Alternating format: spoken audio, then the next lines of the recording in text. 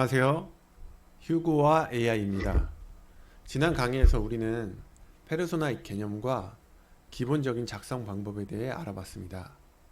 오늘은 기본적인 사용을 넘어 어떤 방식으로 활용이 가능한지 알아보겠습니다.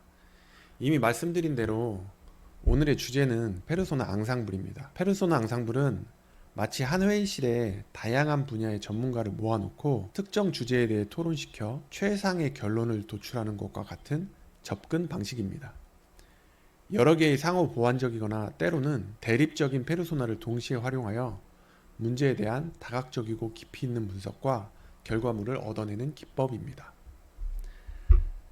아주 기본적인 활용부터 정교한 프롬프트에서 프롬프트 오염이나 내용 누락을 피하기 위한 방법까지 순차적으로 다뤄보겠습니다. 첫 번째, 브레인스토밍입니다. 혁신적인 아이디어가 필요한 순간 단편적인 생각으로는 부족할 때가 많습니다. 페르소나 앙상블의 창의적 브레인스토밍은 다양한 사고방식과 전문성을 가진 AI 페르소나들을 활용하여 아이디어의 지평을 넓히고 독창적인 해결책을 발산하는 데 도움을 줍니다. 이는 인간의 브레인스토밍이 가진 고정관념이나 편향을 넘어설 수 있는 잠재력을 제공합니다. 프롬프트는 다음과 같이 작성하였습니다. 상황은 친환경 신제품 아이디어에 대하여 브레인스토밍을 하는 상황입니다. 우선 사용자는 AI에게 브레인스토밍이 필요한 상황을 설명합니다. 우리 회사에서 환경 보호에 기여하면서도 시장 경쟁력을 갖춘 새로운 친환경 제품 아이디어를 발굴해야 해. 다양하고 혁신적인 아이디어를 자유롭게 제시해줘. 그 다음 AI가 페르소나를 채택하고 정의하도록 지시합니다. AI는 사용자의 요청을 분석하여 창의적인 브레인스토밍에 적합한 페르소나들을 제안하고 각 페르소나의 능력과 정체성을 정의합니다. 마지막으로 출력 형식을 지정해줍니다. 대화 형식으로 회의록을 작성해줘. 자, 페르소나 앙상블을 템플릿으로 살펴보면 첫 번째로 사용자 컨텍스트를 입력합니다. 상황, 목표, 제약사항, 임무를 작성합니다. 이 부분은 사용자에 따라 가변적입니다. 그리고 두 번째는 페르소나를 제안합니다. 사용자에게 아이디어가 있으면 페르소나를 제안하고 특별한 아이디어가 없다면 이 부분을 복사해서 사용하시면 됩니다. 실제로 어떻게 동작하는지 살펴보겠습니다. 프롬프트를 입력하였습니다. AI가 페르소나를 채택합니다. 여기에서는 아이디어 회의에 필요한 6명의 전문가를 채택하였습니다. 회의록을 보면 각자의 분야에서 현재 상황과 연관이 있는 부분에 대하여 아이디어를 내고 있습니다.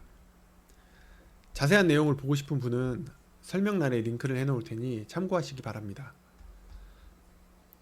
그리고 나서 아이디어를 요약하고 비슷한 아이디어를 페르소나별로 그룹화합니다. 마지막으로는 다음 회의 때 해야 할 일에 대하여 정리하면서 회의가 끝납니다. 보시는 바와 같이 하나의 페르소나로는 보기 어려운 다양한 의견이 나오는 것을 볼 수 있습니다. 가장 기본적인 페르소나 앙상블의 브레인스토밍 활용 방법이었습니다. 두 번째는 반대 관점의 토론입니다. 페르소나 앙상블은 의도적인 갈등 구조를 만들어 편향된 결정을 막고 잠재적 위험을 식별하는 데 탁월합니다. 단순히 찬성 반대로 나누는 것을 넘어 각 페르소나의 구체적인 입장과 동기를 부여하여 토론의 깊이를 더합니다. 작성된 페르소나를 보겠습니다.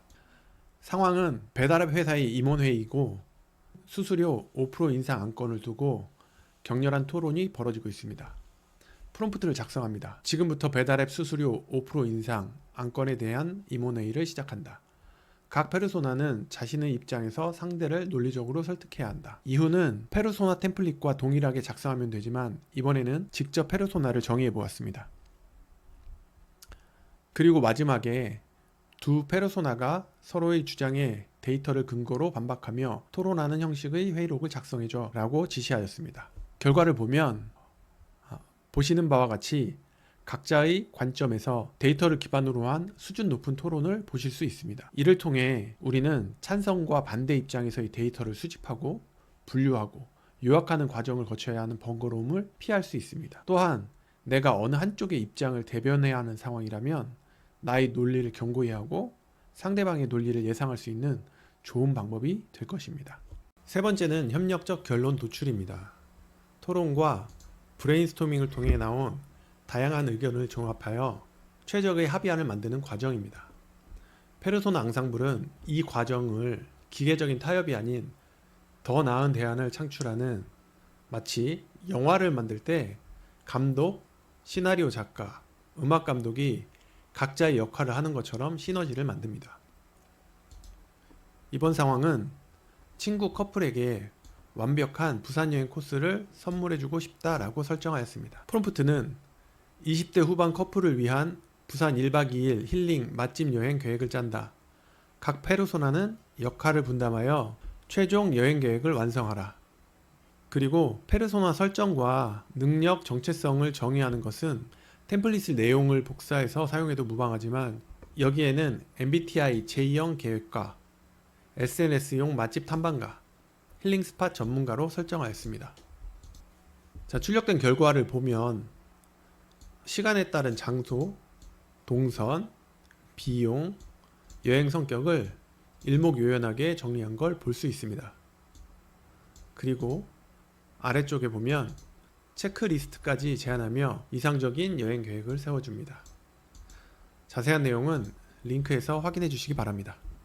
네 번째는 사용자 경험의 구체화입니다.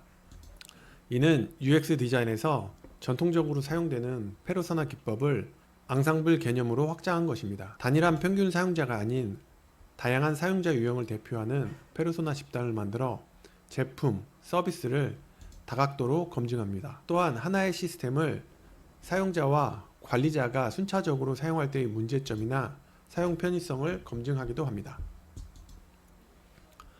프롬프트를 보겠습니다. 상황은 새로운 모바일 앱 사용자 경험 분석입니다. 사용자 컨텍스트는 다음과 같습니다. 새로 출시될 모바일 뱅킹 앱에 대한 사용자 경험을 분석하고 싶어. 특히 20대 사회 초년생과 50대 주부 두 그룹의 사용성을 비교하고 개선점이 있다면 구체적으로 알려줘. 페르소나 설정은 템플릿의 내용을 복사하여 사용합니다. 결과를 보겠습니다. 결과를 보면 이전의 내용과 다른 특이한 점이 있습니다. 여기에는 두 그룹의 페르소나가 있습니다.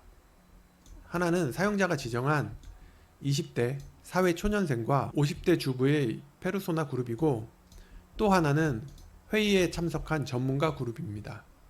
출력 결과는 사용자 그룹의 성향을 분석한 데이터와 그 데이터를 분석하는 전문가 그룹의 회의 내용으로 이루어집니다. 직접 테스트를 하지 않아도 시뮬레이션을 통해 데이터를 확보하고 데이터를 기반으로 한 개선안을 찾아내는 과정을 확인할 수 있습니다. 이 부분도 자세한 내용은 링크를 통해 확인해 주시기 바랍니다. 마지막은 AI 동작의 분업화입니다. 이 부분은 조금 어려운 내용이고 정확하게 자리 잡은 개념은 아닙니다. 제가 개인적으로 사용하는 방법이고 아직 더 많은 테스트와 검증이 필요한 부분입니다. 여기에는 여러가지 엔지니어링 기법이 수반되지만 공부하시는 분들에게 함께 고민해 볼 수 있도록 공유하고자 합니다. 이전까지는 모두 사용자 컨텍스트에 따라 페르소나가 구분되었는데 AI 동작 분업화는 페르소나를 구조적으로 구분하는 방법입니다.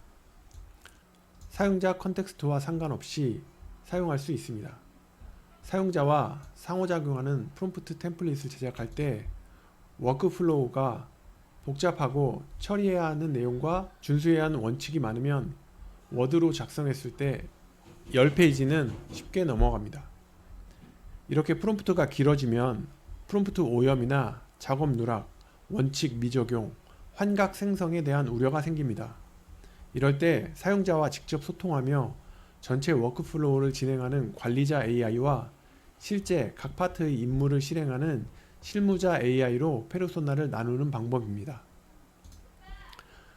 관리자 AI는 사용자의 목표를 확인하고 실무자 AI의 워크플로우에 누락이 없는지 감시합니다.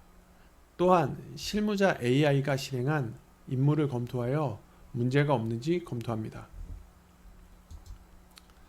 실무자 AI는 관리자 AI로부터 구체적이고 한정된 단일 임무를 부여받아 실행하여 현재 진행하고 있는 임무에만 집중하고 전체 프로젝트의 맥락은 신경 쓸 필요가 없습니다. AI에게 역할을 분담시키면 마치 유능한 팀장이 팀원들에게 일을 나누어주고 최종 취합하는 것처럼 복잡하고 긴 요청도 누락 없이 정확하게 수행할 수 있게 됩니다. 예시를 보여드리겠습니다. 간단한 예시를 보여드리지만 실제로 이 구조가 효과를 보려면 꽤 많은 테스트와 수정 과정을 거쳐 매우 정밀하게 프롬프트를 작성해야 합니다. 상황은 식품회사 신사업팀에서 프리미엄 밀키트 시장 진출을 위한 분석 보고서를 작성해야 합니다.